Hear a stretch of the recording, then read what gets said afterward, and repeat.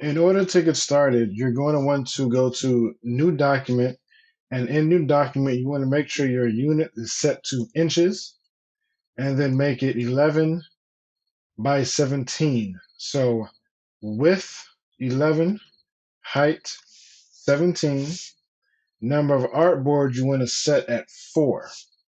You want to make sure your color mode is set to CMYK, your raster effects is set to high, which is 300 ppi, pixels per inch, and press create. Now, when you get here, you want to focus on one artboard at a time. So Control plus minus, zoom in, zoom out, or Command on the Mac to pan over to one artboard.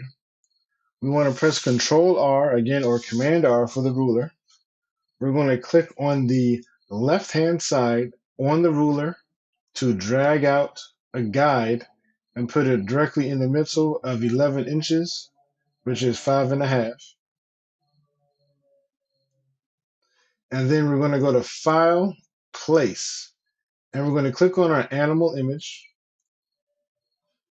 and we're going to hit Place.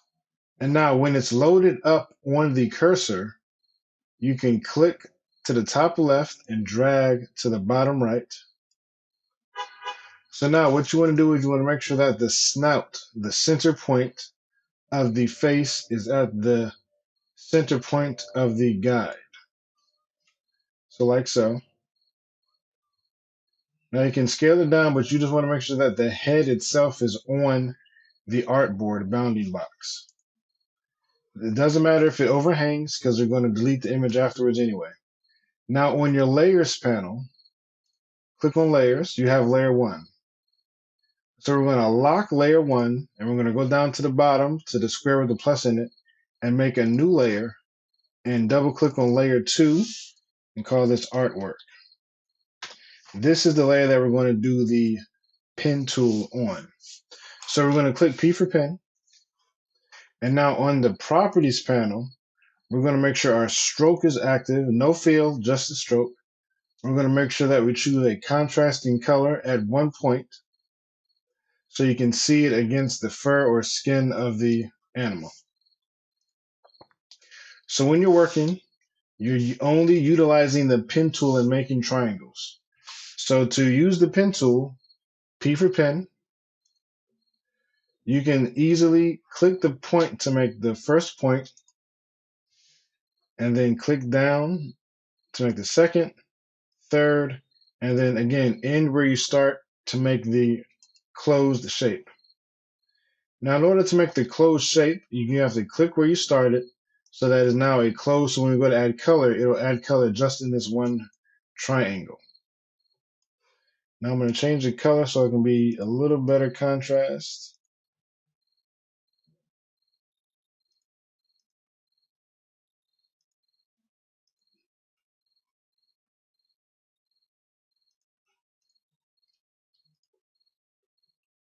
So now when you're making multiple pen tools, Control Shift A or Command Shift A for Mac allows you to click on the point you just made without erasing it.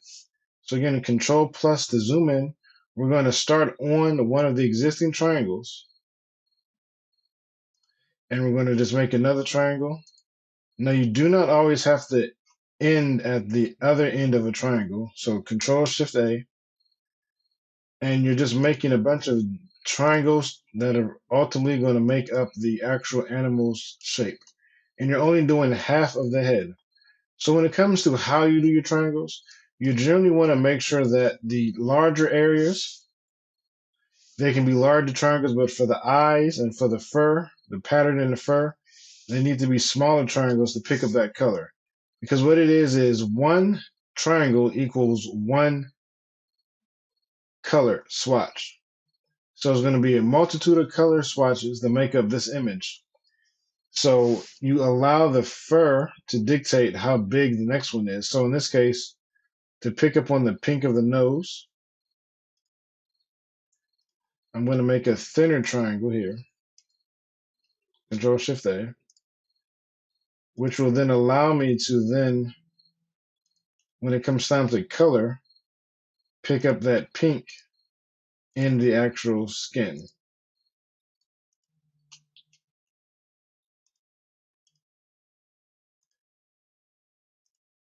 So remember, 4 clicks makes a closed shape. And you always want to make sure you're connecting these shapes either on the path or on the anchor point. Because you do not want any gaps. Because once we make this into color, you're going to see the white background.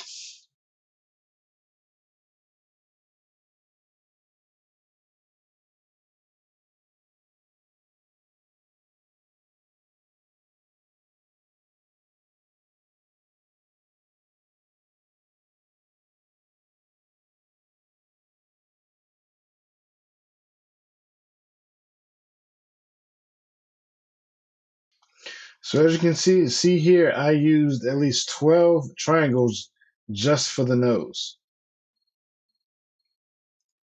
Because I really wanted to pick up the details. So again, the smaller the shapes, the more detailed the image will look.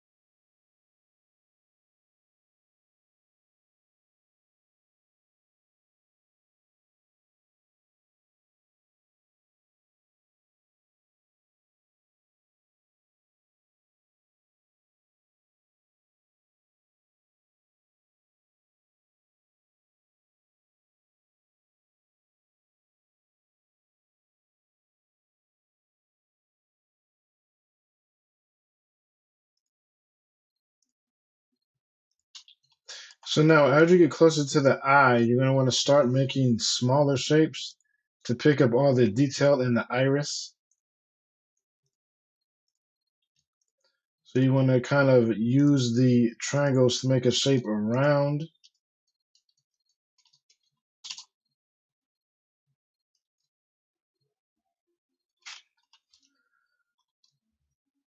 So use the shapes to make a shape around the iris of the eye.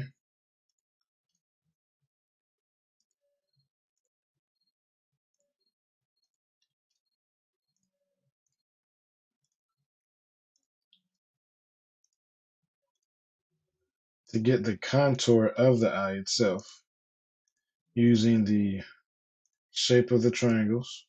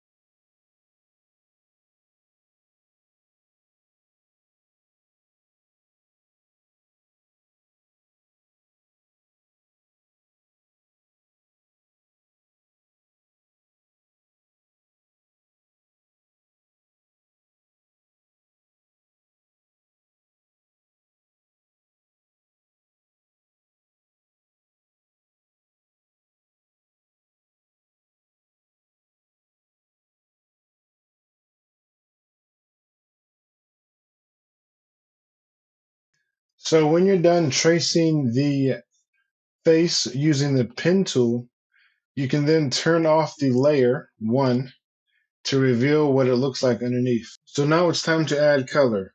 You simply add color by using the eyedropper tool, keyboard shortcut I. So you use the black arrow tool, which is V, select the shape you want to color,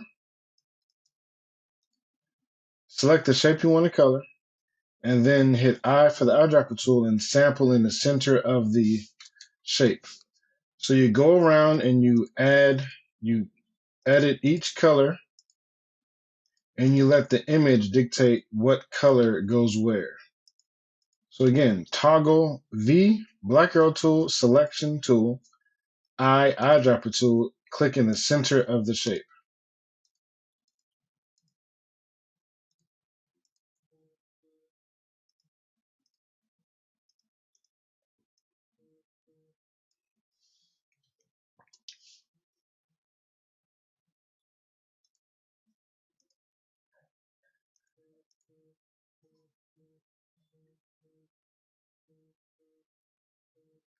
So once you know what the color, you can then hide layer 1 again, and then select all, and then Command G or Control G to group it, and then hold the Alt key down, click and drag to the right from the left to copy it over. Control left click again or right click, transform, reflect, vertical, and then you nudge it back together.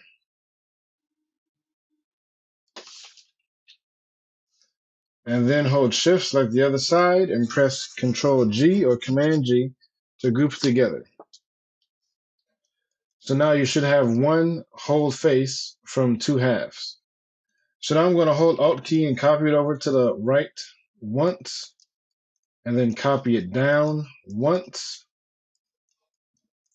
So then this first one, we're going to use the default swatches, so black and white fill. So on the left-hand side toolbar, click default, fill, and swatch.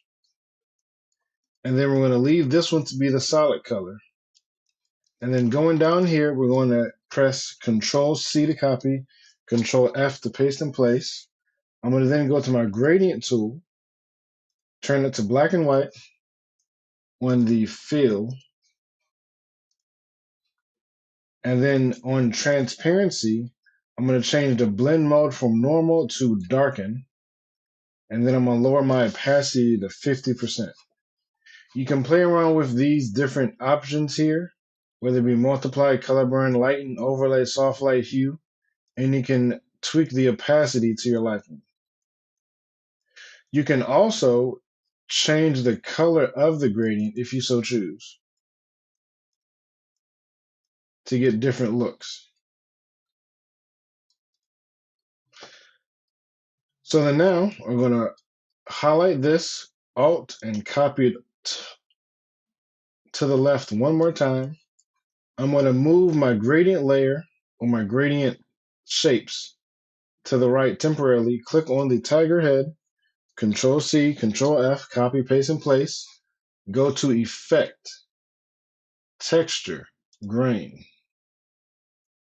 So we're going to leave it as the default as intensity 40, contrast 50, regular for grain type.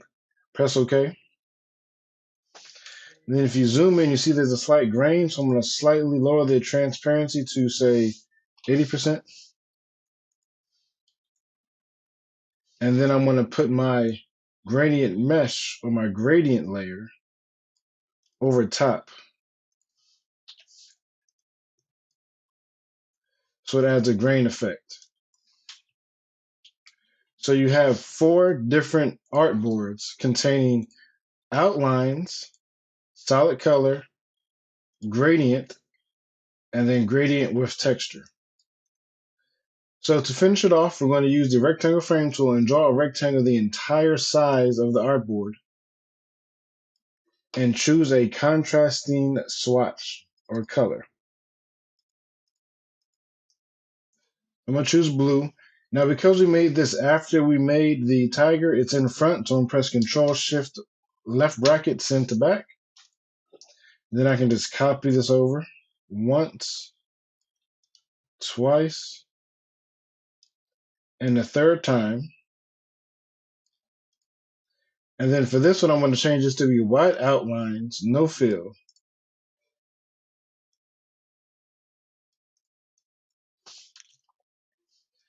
And then for this last one here, we're going to use the ellipse tool, roughly the same exact width of the head, like so, and beneath it, fill color, black.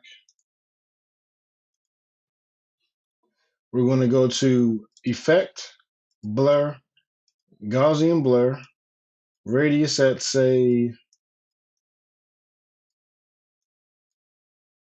40 pixels, and then lower the transparency again to, say, 30. And then I'm going to type out what it's called. So in this case, it's going to be Poly Tiger.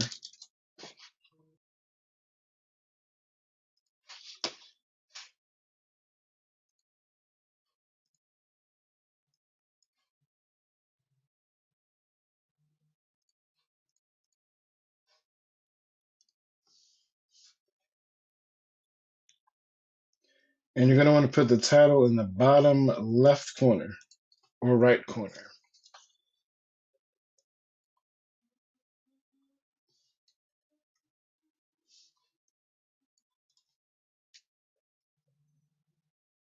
And this concludes the assignment tutorial.